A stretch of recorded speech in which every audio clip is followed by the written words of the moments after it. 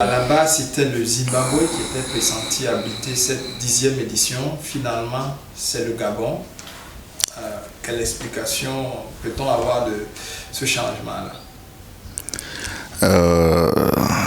Des fois, on dit le mea culpa ou je ne sais quoi.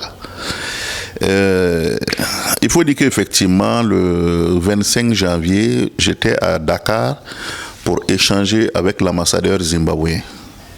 Oui. Et après ça, j'ai continué en février au Gabon pour une visite, voilà. Donc, mais vous le saviez, le CITA, comme je l'ai dit, pour que nous puissions organiser financièrement et d'une manière relationnelle aussi, le président du groupe Ebomaf a fait beaucoup pour nous au niveau de la Guinée équatoriale, pour Djibouti également, et même pour le Togo. Voilà, c'est vrai que pour la Guinée, on n'a pas voulu le déranger, voilà, parce que pour nous, le fait de nous épauler à l'international, c'est pour qu'on puisse s'envoler seul. Voilà, donc effectivement, nous ne savons pas comment le remercier, parce que sans quoi on allait être au Burkina dans nos bagarres de tous les jours. Et voilà, donc l'activité est arrivée à un niveau où c'est les pays même qui réclament le CITA. C'est pour ça que la Guinée, parmi tant d'autres pays, a bénéficié de l'organisation du CITA.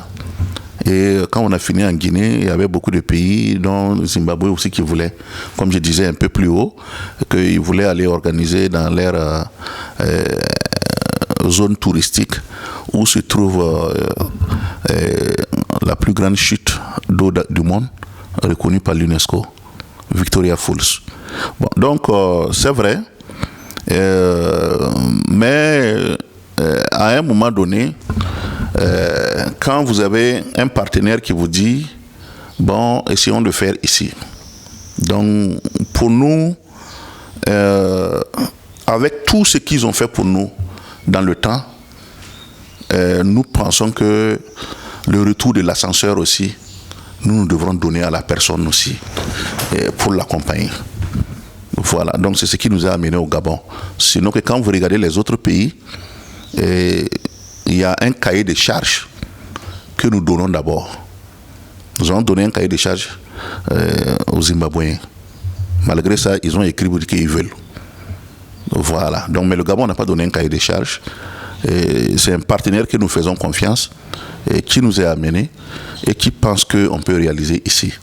Donc, c'est quand vous regardez, c'est vrai, il y a certaines choses, mais tôt ou tard, je vais me rendre à Harare. Voilà, une visite d'excuses. Mais sinon, on s'est compris, on s'est écrit, on s'est compris avec Harare, Zimbabwe, il n'y a pas de problème. Voilà. Alors donc, à quoi peut-on s'attendre à cette 10e édition à Libreville au Gabon?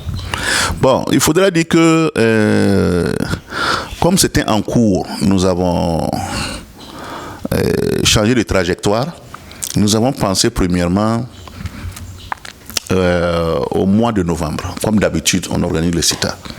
Il s'avère que le mois de novembre, il pleut abondamment là-bas. Un pays où il pleut 9 mois dans l'année. Voilà. Donc, du coup, après avoir échangé avec le ministre du Tourisme, il était clair que la saison sèche part du mois de juin pour se terminer le 15 septembre.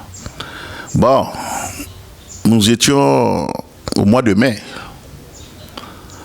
juin quand on parlait.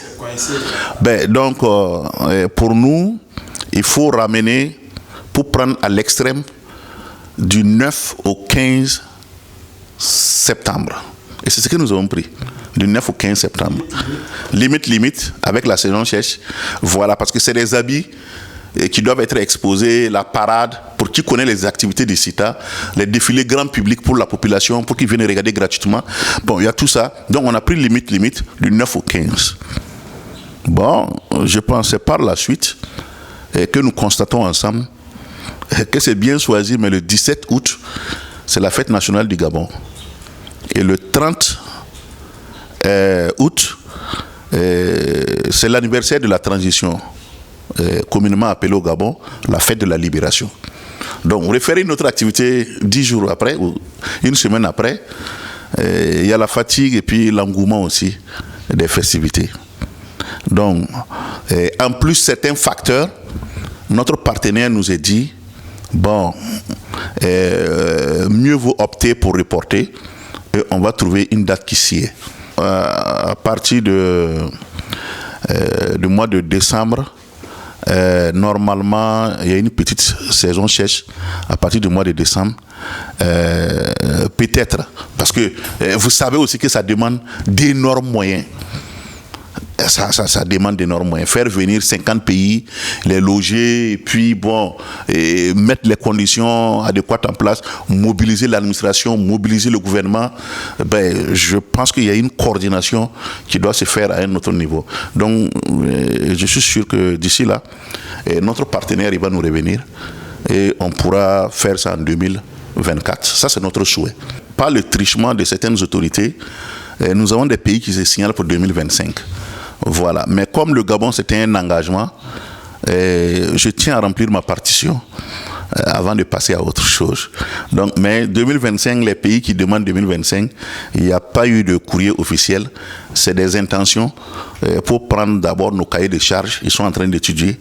Voilà. Donc, si ça a lieu 2024 au Gabon, c'est à la nuit du coton, on déclare les pays qui sont candidats. Généralement, c'est comme ça. Sinon, à défaut, à un moment donné, on serait obligé de rendre public les pays qui sont candidats pour 2025.